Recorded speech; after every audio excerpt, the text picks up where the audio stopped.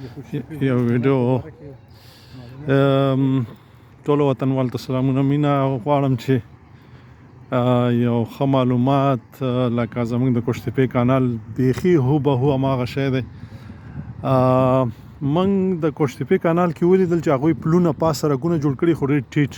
که دوی دې ته پاملرنه کړې وای چې دغه پلونه جوړ کړي وای خو په دغې اندازې لکه دلته چې اوچت دي نو د دې لاندې به کولی شو. زما په نظر باندې خو چې هلته کومې بیړۍ وړې راځي کشتۍ چې کوم میان نیسي د هغوی دپاره شته، خو داسې چې بارونکې کشتۍ راشي او د آمو سیند او د دې نه ورته راوځي دریاب نه نو نه به وي.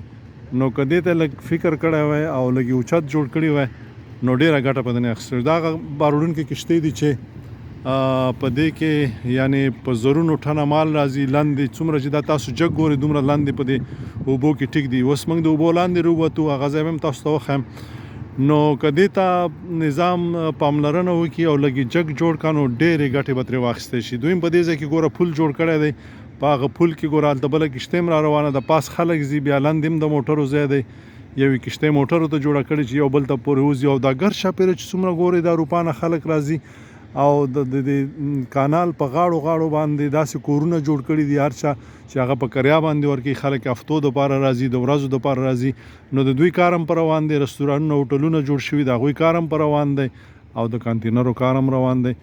نو هیله ده چې هغه کسان چې هغوی دنده ده دې شي ته پاملرنه وکړي. یو پل خو یې جوړ کړی دی چې نور که جوړوي ډېر لوړې جوړ کړي، په هغه اندازې باندې جوړ کړی شي چې د دې لاندې کشتۍ دغسې بارونکې کشتۍ بیا وکړی شي چې وځي. ژوندي اوسئ، آباد اوسئ. دغه د وطن د مینې او تاسو لپاره ما دغه جوړ کړی. خدای پامان.